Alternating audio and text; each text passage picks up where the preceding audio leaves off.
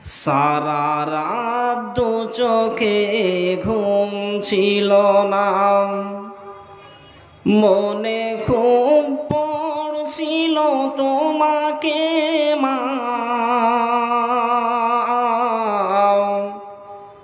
কোথায় আছো, কেমন আছো, এত ডাকি তবু কেন সারা দাও না। সারা রাত দু চোখে ঘুম ছিল না, মনে খুব পড়ছিল তোমাকে মা।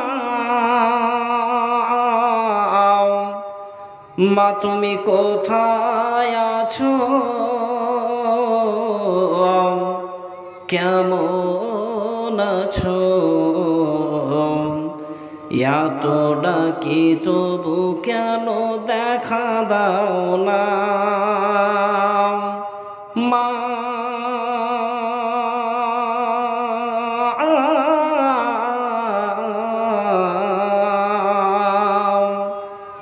যখনই মনে পড়ে মা তোমার কথা,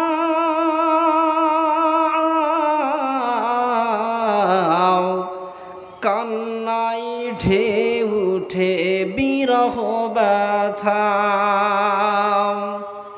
যখনই মনে পড়ে মা তোমার কথা,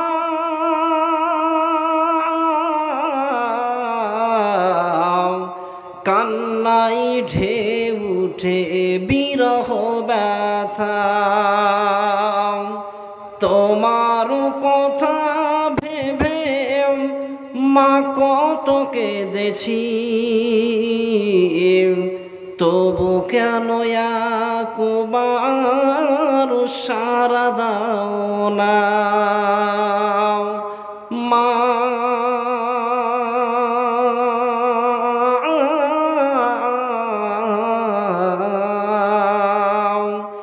সারা রাত দু চোখে ঘুম ছিল না, মনে খুব পড়ছিল তোমাকে মা।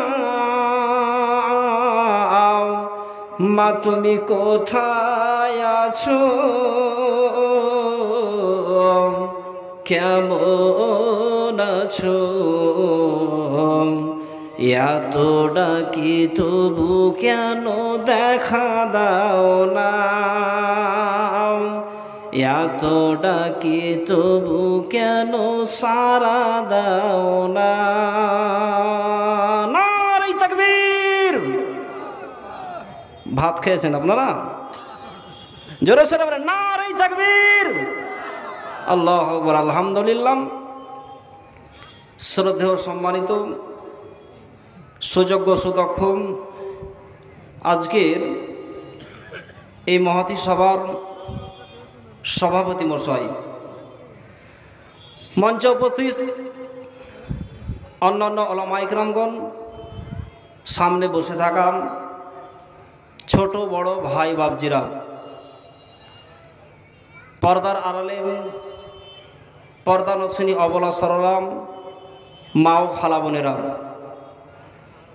প্রশংসা মাত্রে আল্লাহ তাআলার। যে মহান আল্লাহ তাআলা প্রশংসার হকদার, প্রশংসার দাবিদার, সেই মহান মুনিবের, সেই মহান আল্লাহর আমরা শুকরিয়া আদায় করি। যে মহান আল্লাহ তাআলা সারা পৃথিবীর পশু পাখি, জীব জন্তু, কীট পতঙ্গ, এক কথায় যা কিছু আছে সবার উপরে সপ্তম আকাশখানাকে মহান আল্লাহ তাআলা বিনা খুঁটি খাম্বা দ্বারাই ঝুলন্ত অবস্থা রেখেছেন। ওই মহান মুনিবের, ওই মহান রবের আমরা শুকরিয়া আদায় করি আলহামদুলিল্লাহ। তারপরে যিনি আমাদের ধর্মের গুরু, কর্মের সেরা, মহাত্মা মহাপুরুষ মা আমিনার লাল, নবীকুলের শিরোমণি, যে নবী ইসলামের জন্য অক্লান্ত পরিশ্রম করেছেন সেই বিশ্বনবী হযরত মুহাম্মদ সাল্লাল্লাহু আলাইহি ওয়াসাল্লামের প্রতি অসংখ্য দরুদ ও সালাম অবতীর্ণ হোক, আমিন। আল্লাহুম্মা সাল্লি আলাইহি আল্লাহুম্মা বারিক আলাইহি। ভাই বাপজিরা আমার, পর্দার আড়ালে মা ও বোনেরা, পবিত্র কোরআনুল কারীম থেকে, এই পবিত্র কোরআনুল কারীম থেকে দুই জায়গা থেকে দুটো আয়াত এবং আমাদের বিশ্বনবী হযরত মুহাম্মদ সাল্লাল্লাহু আলাইহি ওয়াসাল্লামের মুখস্থ বাণী দুটি হাদিস পাঠ করেছি। ইনশাআল্লাহ কোরআন এবং হাদিসকে সামনে রেখে যে আয়াত দুটা পাঠ করেছি, এই আয়াত দুটাকে সামনে রেখে এবং এই হাদিস দুটাকে পারপাসে রেখে আমি আমার এই ভাঙা ফুটা জবানে, আমি আমার অল্প বিদ্যায় কিছু আপনাদেরকে খোরাক দেওয়ার চেষ্টা করব, আল্লাহ যদি আমাকে বলার শক্তি দান করেন ইনশাল্লাহ। ভাই বাপজিরা আমার, বলবেন যে মৌলানা সাহেব আপনার মুখ থেকে হয়তো নতুন কথা শুনলাম, খোরাক বললেন, কেমন কথা বললেন? খোরাক তো বিভিন্ন ধরনের হয়, কথা বলবেন আমার সঙ্গে। খোরাক বিভিন্ন ধরনের হয়। ভাত এক ধরনের খোরাক, রুটি এক ধরনের খোরাক, বিরিয়ানি এক ধরনের খোরাক, এগুলো এক ধরনের খোরাক। আর জালসাম কিংবা জুমার দিনে কিংবা কোনো ইজতেমায় যখন খোরাকগুলো দেওয়া হয়, এই খোরাকগুলো হচ্ছে কোরআন এবং হাদিসের খোরাক। ইনশাআল্লাহ এইদিকে লক্ষ্য রেখে আপনারা, আমি যে কথাগুলো বলবো, এই কথাগুলো আল্লাহ যেন আপনাদেরকে মূল্যায়ন করার শক্তি দেন, আরোগ্য দান করেন। বন্ধু আমার, ভাই আমার, দেখেন একটা বিজ্ঞাপন দেন তো। দেখেন আজকে যে জালসাটা হচ্ছে, এই জালসাটার পিছনে একটা কারণ আছে, উদ্দেশ্য আছে, লক্ষ্য আছে। আপনারা বলেন তো কারণটা, কেউ একজন? জালসাটা যে হচ্ছে এর পিছনে একটা কারণ আছে না নাই? রাগ করে আছে মনে হয়েছে নাকি আপনারা? রাগ করে আছেন না? আমি দারোগাজি ভাই, কথা বলছেন না? এই জালসাটার পিছনে কারণ আছে না নাই? কারণটা কি? কারণটা কি বলেন তো আপনারা একজন? জি, কবরস্থানের উন্নতি কল্পে জালসা। দেখেন দুনিয়ার বুকে যখন কোনো কাজ হয়, কর্ম হয়, সেই কাজটার পিছনে কারণ থাকে, উদ্দেশ্য থাকে, লক্ষ্য থাকে। আর লক্ষ্যবিহীন, কারণবিহীন যখন কোনো কাজ হয়, সেই কাজটা হয় কার দ্বারাই? যখন কোনো উদ্দেশ্য ছাড়া, কারণ ছাড়া যখন কোনো কাজ হবে, এই কাজটা কার দ্বারাই হবে? একজন বলেন, কি বলেন আপনারা?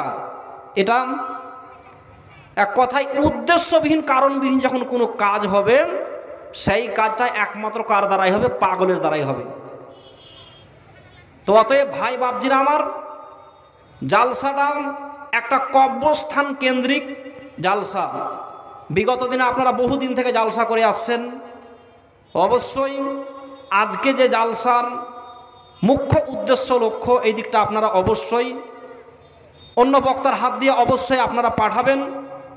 তবে তার আগে আমি একটা বিষয়ের বাইরে একটা হাদিস বলছি, হাদিসটার তর্জমা শুনেন, আপনার জান ভরে যাবে, কলিজা ঠান্ডা হয়ে যাবে। কিন্তু হাদিসটাকে যখন আমি পরক্ষণে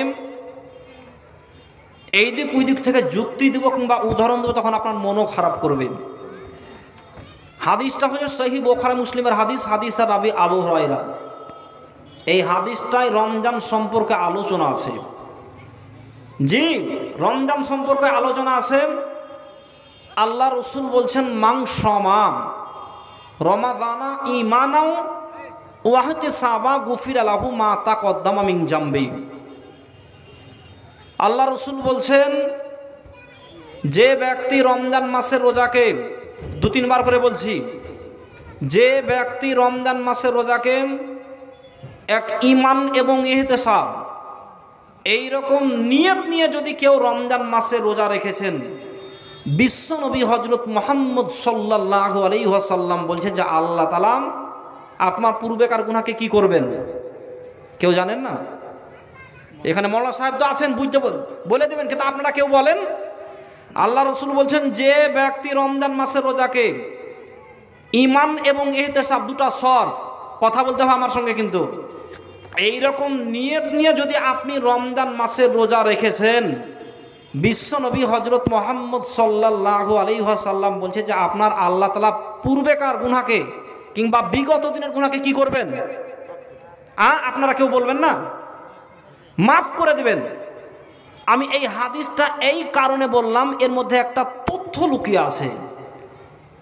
এখানে তথ্যটা এটাই, আপনার মনে কি প্রশ্ন জাগে না যে মাওলানা সাহেব, যারা রমজান মাসে 11 মাসের মতো খাতা কলম জমা দিয়ে চলে গেছে, তো ওইগুলো লোকদের বিগত দিনের গুনাহ মাফ হবে?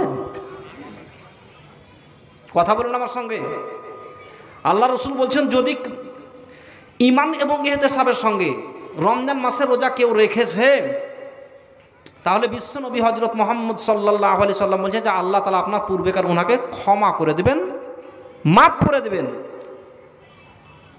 যারা রমজান মাসে 11 মাসের মতো খাতা কলম জমা দিয়ে বের হয়ে চলে যে মসজিদ তুই থাক, আল্লাহ তাআলা যদি হায়াতে রাখে তাহলে 2021-এ তোর সঙ্গে দেখা হবে মসজিদ, তো ওইগুলো লোকদের বিগত দিনের গুনাহ মাফ হবে। কথা বলেন না জি ভাই, কথা বলতে ভালো লাগবে। ওইগুলো লোকদের বিগত দিনের গুনাহ মাফ হবে? হবে না। দুটা উদাহরণ দিচ্ছি, বুঝার চেষ্টা করেন। মনে করেন আপনি আপনার বাড়িতে কোনো ভাইকে 12 মাস লেবারি খাটাচ্ছেন, কাজ করাচ্ছেন। 12 মাস লেবারি খাটার পর, কাজ করার পর যদি 12 মাসের টাকা চাই, আপনি দেবেন না? দেবেন না? জি, দিতে হবে। যেহেতু 12 মাস কাজ করেছে, 12 মাসের টাকা চাইলে আপনাকে ঘাড় কাত করে 12 মাসের টাকা দিতে হবে। যদি কোনো ভাই 1 মাস কাজ করার পরে 12 মাসের টাকা চাই, আপনি দেবেন? 1 মাস কাজ করার পরে 12 মাসের টাকা চাইছে, আপনি দেবেন? গোদা বাংলায় বলছি আমি আপনাদেরকে, যে জুতো মারবেন, যে তোর লজ্জা নাই? হায়া শরম বিক্রি করে খেয়ে নিয়েছি। 1 মাস কাজ করার পরে 12 মাসের টাকা চাইছি। আরো সহজে বুঝার চেষ্টা করেন। টায়ার দেখেছেন ভাই? টায়ার, কথা বলেন, কথা বলেন আমার সঙ্গে। টায়ার দেখেছেন? টায়ারের ভিতরে একটা পাঁচ থাকে, সেই পাঁচটার নাম কি ভিতরে থাকে? মনে হচ্ছে আপনারা রাগ করে আছেন। টায়ারের ভিতরে রাখা হয়, ওই পাঁচটার নাম কি? টিউব। মনে করেন যে আপনার এলাকার যে কেউ টায়ারটাকে টিউব থেকে না, টায়ার থেকে টিউবটাকে বিসমিল্লাহ বলে বের করলেন।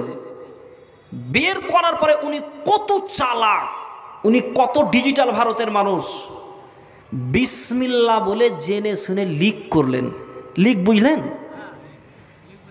লিক করার পরে উনি পাম্প করতে আরম্ভ করেছেন। পাম্প হবে ভাই? টিউব লিক করেছেন, উনি জেনে শুনে লিক করেছেন, আর উনি আবার কত চালাক, পাম্প করতে আরম্ভ করেছেন। একদিকে পাম্প করছে না, আর একদিকে পাম্প আউট হচ্ছে, মানে বের হচ্ছে। একটু মুখ খুলবেন ভাই, কথা বলতে ভালো লাগবে। আচ্ছা, এখন থেকে শুরু করে নিয়ে যদি সকাল পর্যন্ত ওই টিউবে পাম্প করেন, পাম্প হবে? হ্যাঁ, 1 দিন 2 দিন 4 দিন 5 দিন 1 মাস 2 মাস পাম্প করলে পাম্প হবে?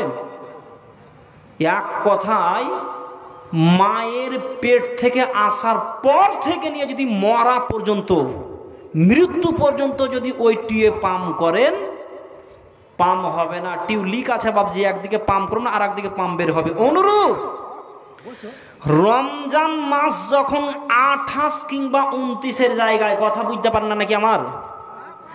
রমজান মাস যখন 28 কিংবা 29-এর জায়গায় মসজিদকে বীর বীর করে বলছে, মসজিদ আজকে 29 রোজা, কালকে যদি আল্লাহ তাআলা হায়াতে রাখে তোর সঙ্গে দেখা হতেও পারে, নাও পারে, আজকেই 11 মাসের মতো ছুটি নিয়ে না মসজিদ তুই থাক, আল্লাহ তাআলা যদি হায়াতে রাখে তো রমজান মাসে তোর সঙ্গে ঠিক 2021-এ দেখা হবে, মসজিদ তুই থাক। ভাই বাপজি আমার, রমজান মাসে যখন আপনি মসজিদে পা রেখেছেন তখন আপনি টিউলিক করেই ঢুকেছেন। কথাটা বুঝতে পারলেন? রমজান মাসে যখন আপনি মসজিদে পা রেখেছেন তখন আপনি টিউলিক করে ঢুকেছেন, আপনি তো বলেই ঢুকেছেন যে রমজান মাসে ঢুকলাম, রমজান মাস যখন শেষ মসজিদের সঙ্গে আমার সম্পর্ক শেষ, জিন্দেগিতে আপনার বিগত দিনের গুনাহ মাফ হবে না। বিশ্বনবী হযরত মুহাম্মদ সাল্লাল্লাহু আলাইহি ওয়াসাল্লাম বলছে, যদি কেউ রমজান মাসের রোজাকে ঈমান এবং ইহতিসাব আল্লাহকে কাঁদছেন আর বলছেন যে আল্লাহ বিগত দিনে আমি গুনার পাহাড়ে ডুবে আছি, যেই দিকে তাকাচ্ছি গুনাহ ছাড়া আমার কিছু নেই, আল্লাহ জিন্দেগির মতো তওবা করছি, মাবুদ তুমি আমার বিগত দিনের গুনাহকে মাফ করে দিও। বিশ্বনবী হযরত মুহাম্মদ সাল্লাল্লাহু আলাইহি ওয়াসাল্লাম বলছেন, এই রকম নিয়ত নিয়ে যদি আপনি রমজান মাসে রোজা রেখেছেন আল্লাহ তাআলা আপনার বিগত দিনের গুনাহকে মাফ করে দেবেন।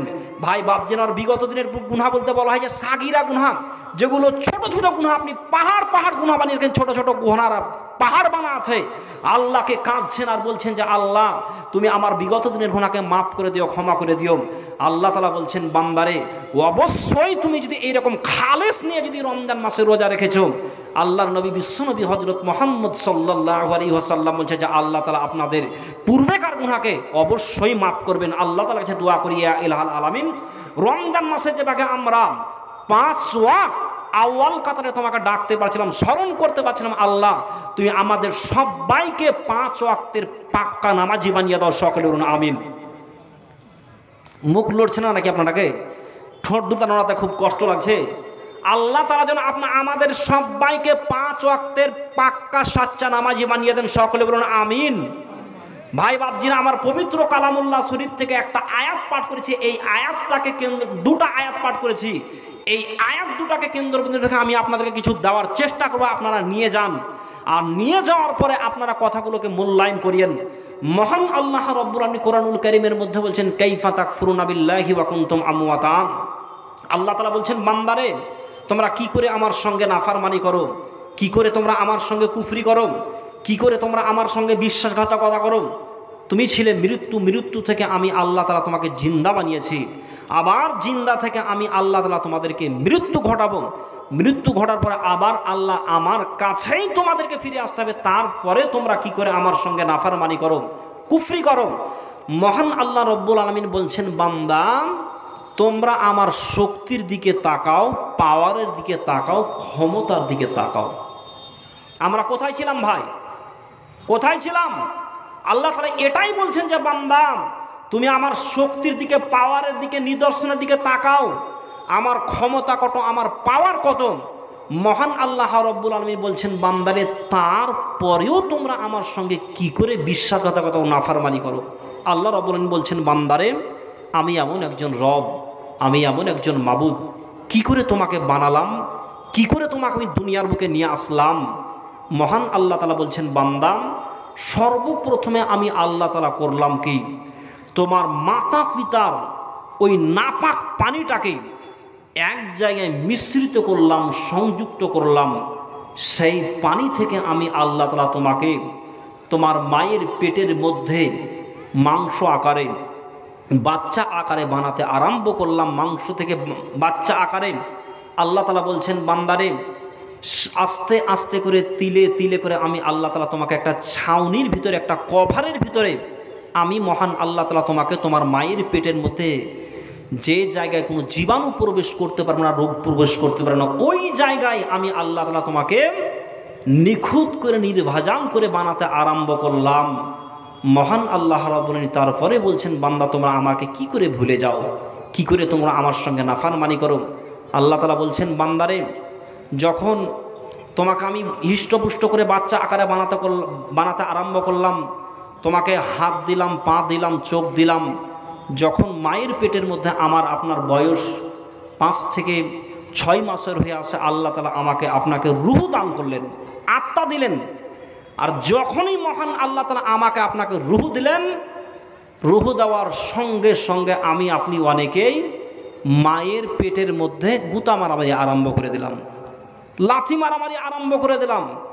আল্লাহ তাআলা বলছেন, বান্দা কিছুক্ষণ আগে তুমি নীরব ছিলেন, নিশ্চুপ ছিলে, এখন তোমার হলোটা কি? কি ব্যাপার, তুমি তোমার মায়ের পেটের মধ্যে কেন হাঁটাহাঁটি আরম্ভ করে দিলেন? মহান আল্লাহ রাব্বুল আলামিন বলছেন, বান্দারে আমি আল্লাহ তাআলা তোমার রোগ, তোমার অসুখ আমি ধরে ফেলেছি। মহান আল্লাহ রাব্বুল আলামিন বলছেন, বান্দা তুমি খাবার খাবে। আল্লাহ তাআলা বলছেন, বান্দারে তুমি যে তোমার মায়ের পেটের মধ্যে খাবারটা খাবে। কথা বলবেন ভাই, পৃথিবীর কোনো ডাক্তার বানায় যে মায়ের পেটে খাবারটা খাবো? বলেন না কথা, কেউ বানায়? পৃথিবীর কোনো মাস্তান, কোনো দাদাগারি কেউ বানাতে পারে না। আল্লাহ রাব্বুল আলামিন বলছেন, বান্দারে আমি আল্লাহ তাআলা এমন একজন রব, এমন একজন মাবুদ, তারপরেও তোমরা আমার সঙ্গে কি করে কুফরি করো, বিশ্বাসঘাতক করো। মহান আল্লাহ তাআলা বলছেন, বান্দারে আমি আল্লাহ তাআলা তোমার মায়ের মাসিককে বন্ধ করে দিলাম। আমি মহান আল্লাহ তাআলা তোমার মায়ের মাসিককে বন্ধ করে দিলাম। এই মাসিককে তোমার জন্য আমি আল্লাহ তাআলা খাবার বানালাম। খাবারটা যে মায়ের পেটের মধ্যে খাবো, কিসের সাহায্যে খাবো, কেমন করে খাবো? আল্লাহ তাআলা বলছেন, বান্দা আমি তোমার মায়ের পেটের নাভি দিয়ে, বক্ষস্থল দিয়ে আমি আল্লাহ তাআলা একটা তার সিলেক্ট করে দিলাম, পাইপ সিলেক্ট করে দিলাম। আর সেই পাইপের মাধ্যমে আল্লাহ তাআলা বলছেন, বান্দা তোমাকে তোমার মায়ের পেটের মধ্যে আমি আস্তে আস্তে করে খাবার খাইয়ে তিলে তিলে করে বড় করতে আরম্ভ করলাম।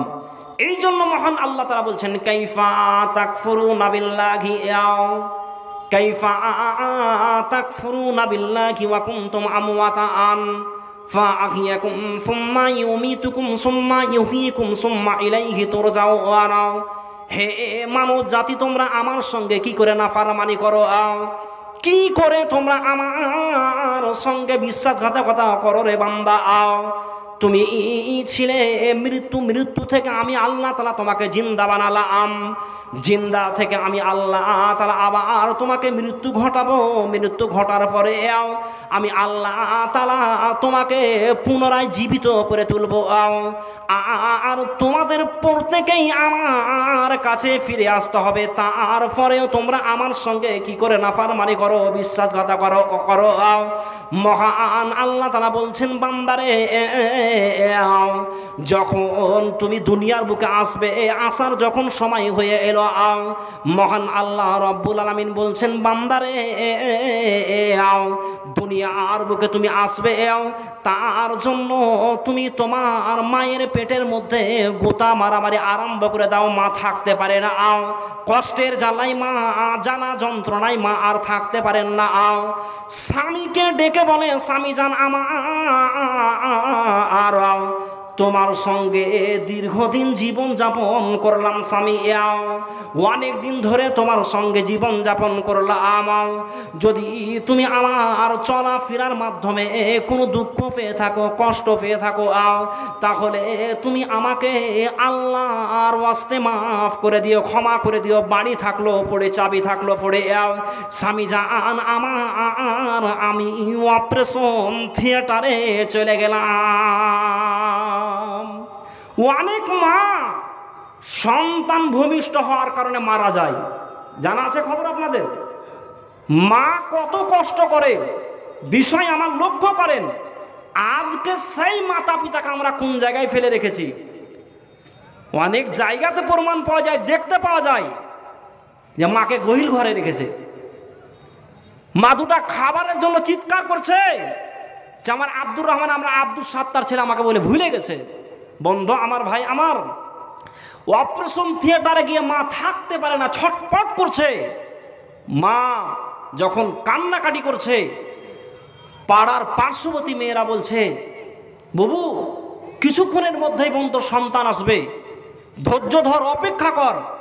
যখনই সন্তান দুনিয়ার বুকে এলো মা বোনদের কোলে, বন্ধু আমার, ভাই আমার, মা হাজার কষ্টকে ভুলে গিয়ে সন্তানকে বুকের সঙ্গে জড়িয়ে ধরে মুখে চুমো খায়, দুধ পান করায়।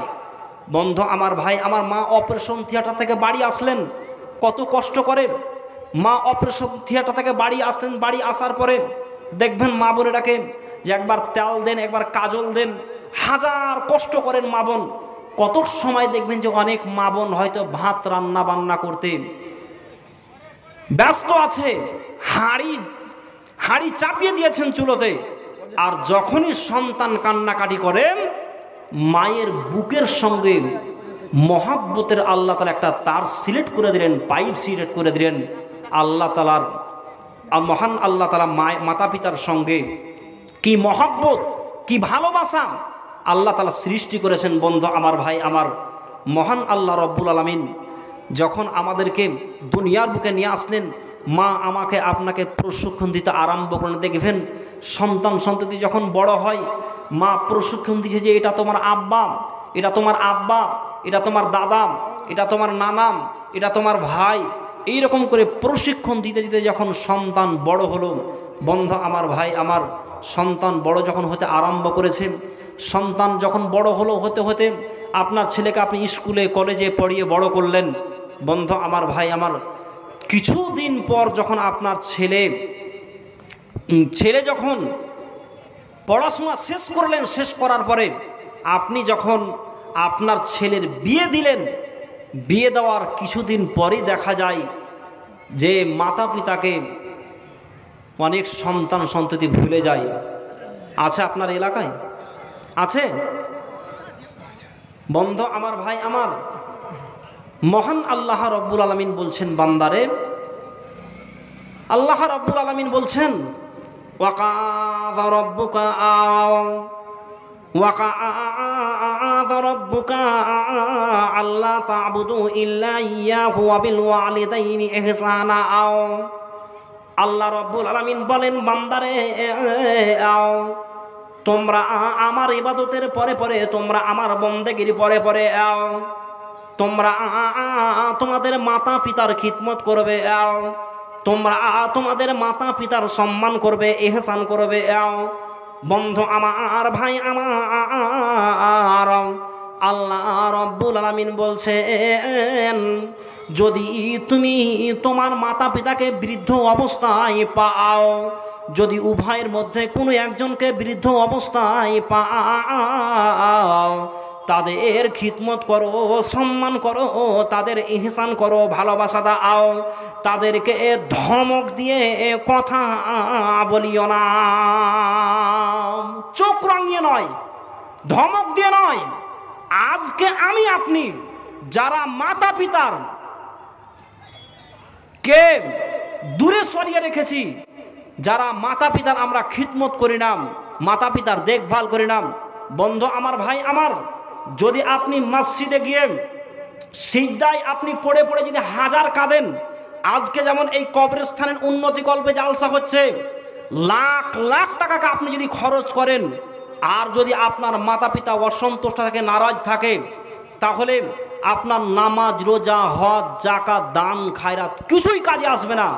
বন্ধু আমার ভাই আমার, আজকে দুনিয়ার বুকে আমরা অনেকেই খেল তামাশায়, রং তামাশায় মেতে আছি। বৃদ্ধ মা আপনার দিকে তাকিয়ে আছে, কাঁদছে, আব্বা আপনার দিকে তাকিয়ে আছে। অনেক আব্বা আপনার, অনেক মাতা পিতা আছেন যে ছেলে মেয়ের জন্য সময় চোর সাজতে হয়, জি, অপমান হতে হয়। বন্ধু আমার ভাই আমার, বিশ্বনবী হযরত মুহাম্মদ সাল্লাল্লাহু আলাইহি ওয়াসাল্লাম হাদিসের মধ্যে বলছেন, আন আবি হুরায়রা রাদিয়াল্লাহু তাআলা আনহু ক্বালা রাসূলুল্লাহ সাল্লাল্লাহু আলাইহি ওয়াসাল্লাম, আবু হুরায়রা রাদিয়াল্লাহু তাআলা আনহু হতে বর্ণিত, তিনি বলেন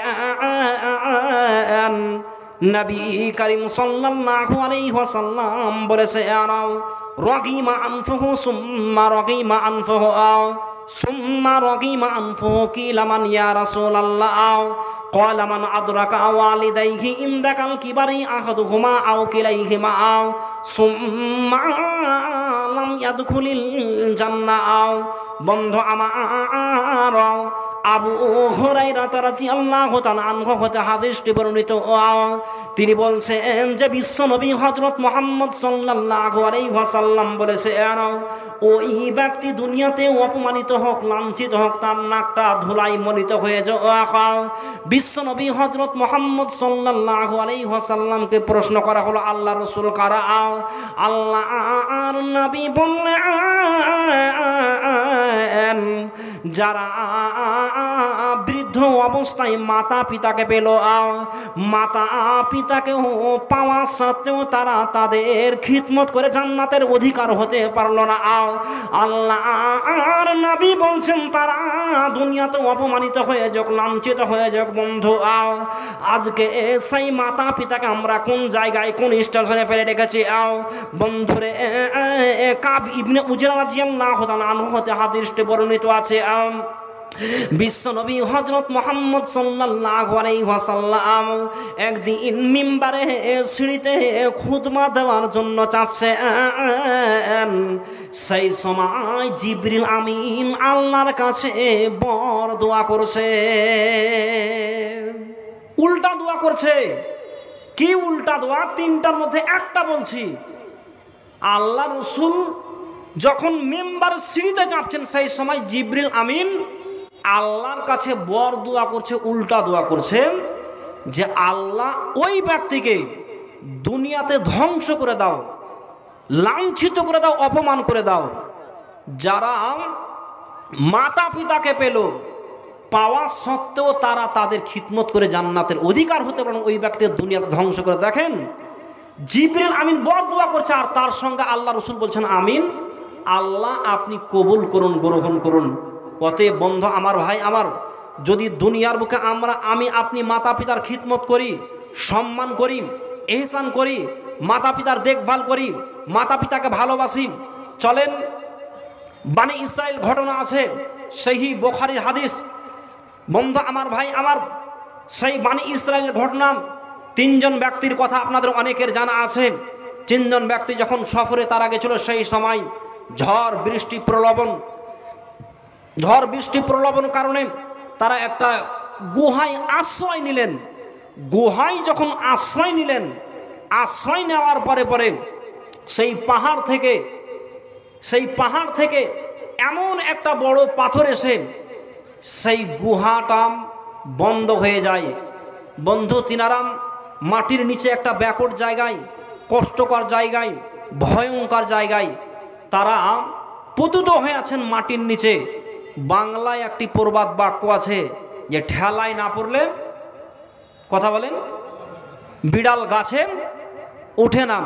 তো উনারা সেই মাটির নিচে জীবিত অবস্থায় পতিত হয়ে আছেন। তিনারা আল্লাহর কাছে কাঁদছেন, তিনারা ফরিয়াদ করছেন যে আমরা যেগুলো ভালো আমল, সৎ আমল করেছি, সেই কথাগুলো আল্লাহ তার কাছে তুলে ধরব। আল্লাহর যদি মায়া মহব্বত প্রেরণা হয় তো অবশ্যই মহান আল্লাহ তাআলা এই গুহার পাথরকে সরিয়ে দেবেন। তিনাদের মধ্যে একজন প্রথমে আল্লাহর কাছে দরখাস্ত করছে, দেখেন, মাতা পিতার যদি সেবা করেন, মাতা পিতার যদি আপনি ইহসান করেন, আল্লাহ তাআলা আপনাকে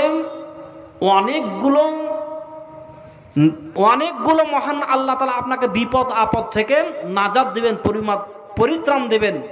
তিনাদের মধ্যে একজন আল্লাহর কাছে দরখাস্ত করেছে, মাবুদ ইয়া ইলাহানা নামি আনাও, আমার অভ্যাস ছিল মাঠে ছাগল চড়াতে যেতাম, ছাগল চড়িয়ে আমি সেই ছাগল চড়িয়ে মাবুদ ছাগলের দুধ দহন করে আনতাম। মাবুদ সেই ছাগলের দুধ আগে আমি আমার বিবি বাল বাচ্চাকে আমি আমার ছেলে মেয়েকে পান করাতাম না।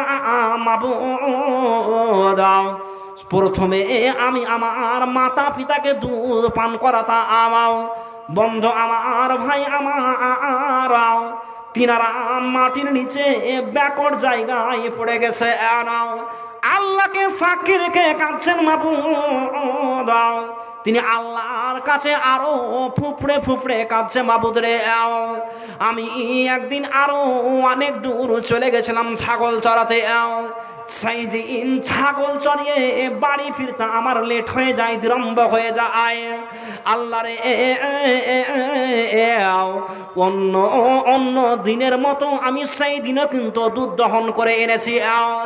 আল্লাহ সেই দিন বাড়িতে এসে দেখি আমার মা ঘুমিয়ে গেছে, আমার আব্বা ঘুমিয়ে গেছে। আল্লাহ সেই দিনও কিন্তু আমি আমার বিবি বাল বাচ্চা ছেলে মেয়েকে দুধ পান করাইনি মাবুদ। সেই দিন কিন্তু আমার চতুর্পাশে আমার ছেলে মেয়েরা দুধ পান করার জন্য কান্নাকাটি করেছে। আল্লাহ সারা রাত দুধের বাটি নিয়ে দাঁড়িয়ে থাকলাম মাবুদ রে, সারা রাত দুধের বাটি নিয়ে দাঁড়িয়ে থাকলাম। ফজরের আজান হয়ে গেল। আল্লাহ রব্বুল আলামিন আজান হলো, নামাজ পড়লেন মাতা পিতা মাবুদ। সেই দিনও আমি কিন্তু আমার মাতা পিতাকে প্রথমে দুধ পান করিয়েছিলাম। আল্লাহ রে এই কাজটা যদি তোমার সন্তুষ্ট লাভের জন্য আমি করে থাকি মাবুদ, তুমি গুহার পাথরকে সরিয়ে দাও। বন্ধু আমার, ভাই আমার, সঙ্গে সঙ্গে গুহার পাথর একটু সরে গেলে আনো।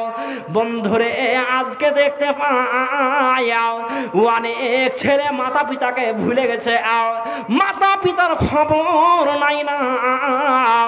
বন্ধুরে যদি আপনার জন্য আপনার মাতা পিতা আপনার জন্য বড় দোয়া করে দেয়, উল্টা দোয়া করে দেয়, তাহলে আপনার নামাজ রোজা হজ যাকাত কিছুই কাজে আসবে না। বন্ধু চলেন মাতা পিতা কেমন সন্তান সন্ততিকে ভালোবাসে। আপনাদের বিশ্ব নবী হযরত মুহাম্মদ সাল্লাল্লাহু আলাইহি ওয়াসাল্লামের ইতিহাস অনেকের জানা আছে। বিশ্ব নবী হযরত মুহাম্মদ সাল্লাল্লাহু আলাইহি ওয়াসাল্লাম একদিন আল্লাহ রাসূল সন্ধ্যা ঘনিয়ে গেছে কিন্তু বাড়ি ফেরত আসছেন না, বাড়ি ফিরে আসছেন না। বিশ্ব নবী হযরত মুহাম্মদ সাল্লাল্লাহু আলাইহি ওয়াসাল্লাম মা আমিনা আল্লাহ রাসূলকে খুঁজতে বের হয়ে গেলে, খুঁজে পাওয়া যাচ্ছে না আল্লাহ রসুলকে। বন্ধু আমার, ভাই আমার, বিশ্ব নবী হযরত মুহাম্মদ সাল্লাল্লাহু আলাইহি ওয়াসাল্লামের মা চিন্তায় চিন্তিত হয়ে গেছে যে আমার মুহাম্মদের আজকে হলো কি, কেন বাড়ি আসেন না। লক্ষ্য করেন যে মাতা পিতা আপনার জন্য চোর সাজে, যে মাতা পিতা আপনার জন্য অনেক জায়গায় অপদস্থ সহ্য করে, লাঞ্ছিত হয় আপনার মাতা পিতা, সেই মাতা পিতাকে আজকে আমরা কোন জায়গায় রেখেছি, কোন স্টেশনে ফেলে রেখেছি। বন্ধু চলেন বিশ্বনবী হযরত মুহাম্মদ সাল্লাল্লাহু আলাইহি ওয়াসাল্লাম যখন শিশু অবস্থায় বাড়ি ফেরত আসছে না, সেই সময় মা আমিনা মহিলা মানুষ রাত ঘনিয়ে আসছে, আল্লাহ রাসূলকে কোথাও খুঁজে পাওয়া যাচ্ছে না। বন্ধুরে সেই বিশ্বনবী হযরত মুহাম্মদ সাল্লাল্লাহু আলাইহি ওয়াসাল্লাম 6 বছরের এতিম ছিলেন। বন্ধু আমার, ভাই আমার, আল্লাহ রাসূল একটি পাহাড়ের গুহায় বসে বসে অঝোর নয়নে কাঁদাকাটি করছে। মা আমিনা যখন বিশ্বনবী হযরত মুহাম্মদ সাল্লাল্লাহু আলাইহি ওয়াসাল্লামের কান্না শুনতে পেয়েছেন, মা আমিনা সন্তানকে ডাক দিয়েছে, মুহাম্মদ কে তোকে মেরেছে, কে তোকে বকেছে বেটা, কে তোকে গালি দিয়েছে বল বেটা। বন্ধু আমার, ভাই আমার, বিশ্বনবী হযরত মুহাম্মদ সাল্লাল্লাহু আলাইহি ওয়াসাল্লাম 6 বছরের এতিম ছেলে। 6 বছরের মুহাম্মদ বলছেন, মা আমি দীর্ঘদিন ধরে এই জায়গায় খেলা দেখতে আসি মা, বেশ কিছুদিন ধরে মা আমি এই জায়গায় খেলা দেখতে আসি মা। যখন সন্ধ্যা লেগে যায় রে মা, কিছু শ্রেণীর মুরব্বী লোক আছে আর নিজের সন্তানদেরকে ডাক দিয়ে বাড়ি নিয়ে যায়, বেটা আব্দুল গাফফার বাড়ি চলে আয়, বেটা আব্দুল সাত্তার বাড়ি চলে আয়, সন্ধ্যা ঘনিয়ে গেছে, সন্ধ্যা লেগে গেছে, মা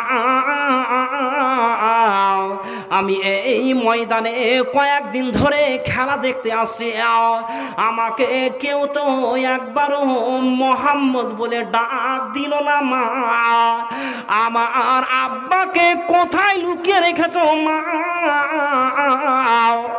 বন্ধুরে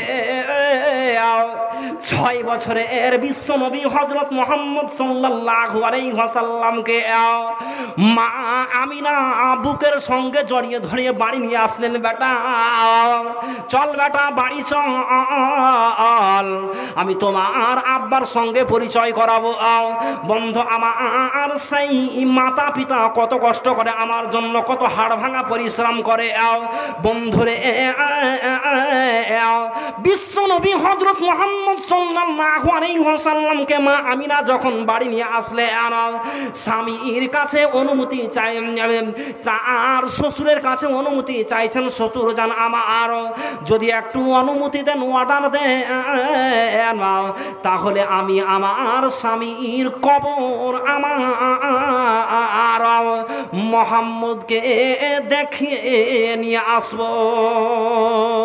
অনুমতি চাইছেন, যে কথাটা বলছি যে মাতা পিতা আপনার জন্য কত কষ্ট করে। বন্ধু আমার ভাই আমার অনুমতি চাইছেন, যে মা অনুমতি চাইছেন তার শ্বশুরের কাছে যে একটু অনুমতি দিন, অর্ডার দেন। বন্ধু যখনই অর্ডার চাইছেন সেই সময় আব্দুল মুত্তালিব বলছেন, বৌমারে তোমাকে একাই যেতে হবে না, আব্দুল্লাহ আমার সন্তান, আমিও তোমাদের সঙ্গে যাব। যখন তিনারা 4 জন মিলে কবর জিয়ারত করার জন্য, কবর দেখার জন্য বাড়ি থেকে বের হয়ে পড়লেন। 6 বছরের এতিম শিশু নবী মোহাম্মদ, মা আমিনা, তার সঙ্গে আব্দুল মুত্তালিব, আর তাদের সঙ্গে আর একজন নাম হচ্ছে যার হচ্ছেন M.B.A.J.Channel। তিনারা 4 জন কবর জিয়ারত করার জন্য বাড়ি থেকে বের হয়ে পড়লেন। বন্ধু আমার ভাই আমার বিশ্বনবী হযরত মুহাম্মদ সাল্লাল্লাহু আলাইহি ওয়াসাল্লামের মা কবর দেখার পরে, কবর জিয়ারত করে কবরের কাছে বলছে, স্বামী আব্দুল্লাহ তুমি এই জায়গায় তুমি 5.5 বছর আগে মাটির নিচে আত্মগোপন করে আছো, তুমি আমার ডাকে সাড়া দাও, ইশারা দাও, তোমার কবরের কাছে কে যেন আব্বা আব্বা বলে ডাকছে, আব্বা আব্বা বলে চিৎকার করছে। বন্ধুরে এই বলে যখন তারা বাড়ি রিটার্ন ফেরত আসছেন, সেই সময় বন্ধু আমার ভাই আমার বিশ্বনবী হযরত মুহাম্মদ সাল্লাল্লাহু আলাইহি ওয়াসাল্লামের মা আবওয়া নামক জায়গায় অসুস্থ হয়ে গেলেন। মা মারা যাবেন, জীবনে বাবার চেহারা আল্লাহ রসুল কোনোদিন দেখতে পায়নি, এবার পথে তার মা অসুস্থ হয়ে গেলেন। বন্ধু আমার ভাই আমার আবওয়া নামক জায়গায় বিশ্বনবী হযরত মুহাম্মদ সাল্লাল্লাহু আলাইহি ওয়াসাল্লামের আম্মা জান মৃত্যুবরণ করলেন। আল্লাহ রসুল 6 বছরের আতিম ছেলে কাঁদছেন ফুপড়ে। বন্ধু বলার উদ্দেশ্য হচ্ছে যে আজকে থেকেই তওবা করেন, যে ইলাহুল আলামিন দেখছেন যে মাতা পিতা আমার জন্য কত পরিশ্রম করে। এই সামনে পুষ মাঘ আসছে, এই পুষ মাঘ মাসের ঠান্ডায় আমরা শিশু অবস্থায় বিছানায় পেশাব করেছি, পায়খানা করেছি, বিছানাকে নোংরা বানিয়ে দিয়েছি। অতএব সেই মাতা পিতার খিদমত করতে হবে, দেখভাল করতে হবে। যাদের মাতা পিতা নাই তাদের করণীয় কী হবে? আল্লাহর কাছে দোয়া করতে হবে, রব্বির হামহুমা কামা রব্বায়ানি সাগীরা। রব্বুল আলামিন যেমন আমাদেরকে শিশু অবস্থায় আমাদের মাতা পিতা আমাদের দেখভাল করেছিল, ভালোবাসা দিয়েছিল, আল্লাহ আদর স্নেহ যত্ন দিয়ে আল্লাহ আমাদেরকে মানুষ করেছিল। আল্লাহ আজকে আমাদের মাতা পিতা নাই, তুমি তোমার রহমতে আল্লাহ আমাদের মাতা পিতার দেখভাল করো, খিদমত করো। বন্ধু আমার ভাই আমার যাদের মাতা পিতা নাই, বিশ্বনবী হযরত মুহাম্মদ সাল্লাল্লাহু আলাইহি ওয়াসাল্লাম একটি হাদিসের মধ্যে বলছেন যে একজন সাহাবী আল্লাহ রসুলকে বলছে, আল্লাহ রসুল আমার মা হঠাৎ মারা গেছে, আল্লাহ রসুল আমার ইচ্ছা যে আমার মা যদি কথা বলার সুযোগ পেতেন তাহলে আমাকে সাদকা করার কথা কিছু বলতেন। আল্লাহ রসুল আমি কি আমার মায়ের জন্য এখন সাদকা করতে পারি, দান করতে পারি? আল্লাহ রসুল বললেন, জি হ্যাঁ তুমি তোমার মায়ের জন্য সাদকা করতে পারো। অতএব ভাই বাপজিরা আমার, অনেকের আব্বা, অনেকের মা, দাদা দাদি নীরব কবরে শুয়ে আছে, আমরাও কখনো ওই কবরে চলে যাব। যে আল্লাহ তাআলার কাছে ফরিয়াদ করতে হবে, কান্নাকাটি করতে হবে, আল্লাহ আমি আমার মায়ের দুধ চুষে বড় হয়েছি, আল্লাহ আমি আমার আব্বার কোলে পিঠেছে বড় হয়েছি, আল্লাহ আজকে আমার মাতা পিতা নাই, আব্বা নাই, আল্লাহ তুমি তাদের খিদমত করো, সম্মান করো। মহান আল্লাহ তাআলা অবশ্যই আপনার এই দোয়াতে আপনার মাতা পিতার কবরের আযাব হালকা করবেন। আপনার করণীয় কর্তব্য, বিশ্বনবী হযরত মুহাম্মদ সাল্লাল্লাহু আলাইহি ওয়াসাল্লাম বলছেন, হাদিসের রাবি আবু হুরায়রা, হাদিস পাবেন সহিহ মুসলিমে, যদি আপনার মাতা পিতা নাই দুনিয়ার বুকে, তো আপনি মাতা পিতার জন্য কি করলেন? আপনার মাতা পিতার কবরে নেটওয়ার্ক ধরবে, টাওয়ার ধরবে। বন্ধু, দুই জায়গা থেকে দুটো আয়াত পাঠ করেছি। আল্লাহ রসুল বলছেন যে ইদা মাতাল ইনসান, যখন কোনো মানুষ মারা যায়, যখন কোনো মানুষ মৃত্যুবরণ করে, তার চতুর্দিককার আমল কি হয়? কি হয় ভাই? বন্ধ হয়ে যায়। কিন্তু আল্লাহ রসুল বলছেন ইল্লামিন সালাসা, এমন 3 প্রকারের আমল আছে। বিজ্ঞ আলেম বসে আছেন, মানে কথা বলছি, কথা বলতে গিয়ে আমার জান ভরে যাচ্ছে। আগেই মোল্লা সাহেব বলে দিচ্ছেন ইল্লামিন সালাসা। সালাসা মানে 3, এমন 3টি কাজ আছে, এমন 3টি কর্ম আছে, 3টি কাজের মধ্যে যদি কোনো একটা কাজেও জড়িত হয়ে থাকেন, আল্লাহ রসুল বলছেন তার বদৌলতে আপনার কবরের সঙ্গে নেটওয়ার্ক, কবরের সঙ্গে টাওয়ার ধরবে। বিশ্বনবী হযরত মুহাম্মদ সাল্লাল্লাহু আলাইহি ওয়াসাল্লাম 1 নম্বরে বলছেন সাদকায়ে জারিয়া। সাদকায়ে জারিয়া বিভিন্ন ধরনের আছে, মাদ্রাসা, মসজিদ, এতিমখানা, রাস্তাঘাট। তবে সবচাইতে গুরুত্বপূর্ণ সাদকায়ে জারিয়া মাদ্রাসা এবং মসজিদ। যেমন কবরস্থানে এটা একটা সাদকায়ে জারিয়া, আপনি যা পেরেছেন দিয়েছেন। 2 নম্বরে বিশ্বনবী হযরত মুহাম্মদ সাল্লাল্লাহু আলাইহি ওয়াসাল্লাম বলছেন আউ ইলমিম, উপকারী জ্ঞান, উপকারী শিক্ষা, উপকারী বিদ্যা। 3 নম্বরে বিশ্বনবী হযরত মুহাম্মদ সাল্লাল্লাহু আলাইহি ওয়াসাল্লাম বলছেন আউ ইলমিম ইনতাফাউ বিহি আওয়ালাদিন সালিহিন ইয়াদুলাহু।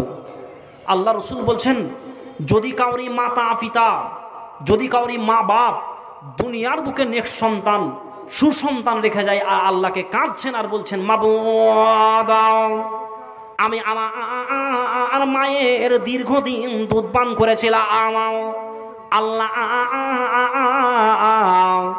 আমি আমার মায়ের কোলে পেশাব পায়খানা করেছিলাম, মাবুদ রে সেই মাতা পিতা আমার না আয়, আল্লাহ তারা আজ কবরে শুয়ে আছে, তাদেরকে লক্ষ্যে রেখে যদি আল্লাহ পাক রব্বুল আলামিনকে বলেন যে আল্লাহ আমি যা পারলাম আমার মাতা পিতাকে লক্ষ্যে রেখে সাদকা করলাম, দান করলাম। বিশ্বনবী হযরত মুহাম্মদ সাল্লাল্লাহু আলাইহি ওয়াসাল্লাম বলছেন তার বদৌলতে আপনার মাতা পিতার কবরে নেকি পৌঁছাবে। একটা কথা বলেন, যে যারা দুনিয়ার বুকে এসেছেন মায়ের পেট থেকে, তখন কিছু নিয়ে এসেছিলেন? কিছু নিয়ে এসেছিলেন? যখন যাবেন তখন কিছু নিয়ে যাবেন? কি নিয়ে যাবেন? কিছু কিন্তু নিয়ে যাবো আমরা। কি নিয়ে যাবেন? জি, নামাজ, রোজা, দান, খায়রাত, সাদকান, এগুলো সঙ্গে যাবে। বন্ধু, দুনিয়ার বুকে যার যতটুকু টাকা আছে, যার যত টাকা আছে তার তত সম্মান, ইজ্জত, আর আখেরাতে কি হবে? যার যত নেকি বেশি হবে তার তত ইজ্জত, দরজা, সম্মান মিলবে। আল্লাহ রাব্বুল আলামিন বলছেন মানজা আবিল হাসানাতি ফালাহু আশরু আমসালিহা। যদি কেউ সৎ কর্মে, এই ভালো কর্মে যদি তোমরা অংশগ্রহণ করো, আল্লাহ রাব্বুল আলামিন বলছেন বান্দারে একটা কাজের বদৌলতে আমি আল্লাহ তাআলা 10টা নেকিকে লিপিবদ্ধ করি। ওই আয়াতে আল্লাহ তাআলা তারপরে বলছেন ওমানজা বিসাইয়্যাতি ফালা ইযা ইল্লা মিসলাহুম লা ইজলামুন।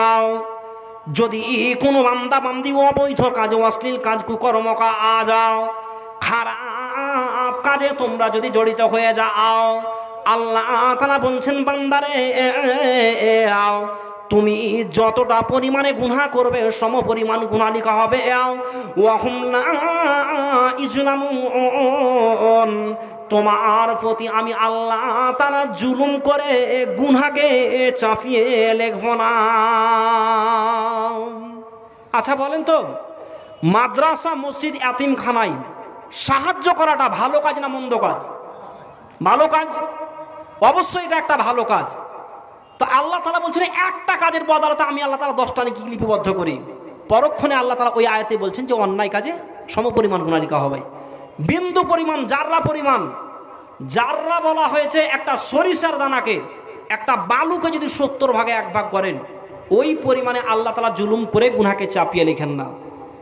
বন্ধু, আজকে দুনিয়ার বুকে আমি আপনি দেখতে পাই যে কিছু শ্রেণীর ভাই বাপজি আছেন যে অবৈধ পথে, অন্যায় পথে হাজার হাজার টাকা খরচ করছে, আছে না নাই?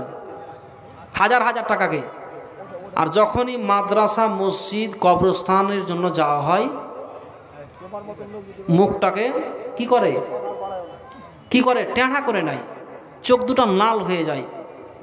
আর একটা জিনিস লক্ষ্য করেন তো, যে আপনার এলাকায় একটা খবর দিতে পারবেন যে কেউ আল্লাহর রাস্তায় মানে মাল খরচ করে ফকির হয়ে গেছে? কথা বলছেন না? যে একটা প্রমাণ দিতে পারবেন যে কেউ আল্লাহর রাস্তায় মানে মাল খরচ করে ফকির হয়েছে? একটা দেখাতে পারবেন? হ্যাঁ, একটাও দেখাতে পারবেন না। আর এখনই যদি আপনাকে বলতে চাই, আপনি বলবেন ঠিক বলছেন। আর আপনার চোখের আগা দিকে অনেকটাই ভাবছে যারা সুদের উপরে টাকা নিয়ে জুয়া খেলে, লটারি খেলে পথের ফকির হয়ে গেছে। আপনি দেখতে পান এগুলো? দেখতে পান না? অনেকটাই দেখতে পান, অনেকটাই আপনার চোখের আগা দিকে ভাসে। আজকে আমি আপনি গাফেল হয়ে বসে আছি, আল্লাহর রাস্তায় আমরা এগিয়ে আসি না। আবার কেউ কেউ আছেন যে পরের মাল চুষে খাচ্ছে, লুটে খাচ্ছে।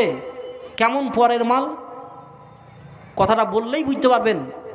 পরের মাল চুষে খাচ্ছে, আবার নিজেকে চালাক ভাবছে। মা আয়েশা সিদ্দিকা রাদিয়াল্লাহু তাআলা আনহা হতে বর্ণিত, তিনি বলেন, আন আয়েশা রাদিয়াল্লাহু তাআলা আনহা ক্বালাত সামিতু রাসূলুল্লাহি সাল্লাল্লাহু আলাইহি ওয়াসাল্লাম। আয়েশা বলছেন যে আমি আল্লাহর নবীকে বলতে শুনেছি, ইয়াকুলু মা খালাতাতি যাকাতু মালান কত্তু ইল্লা হালাকাত।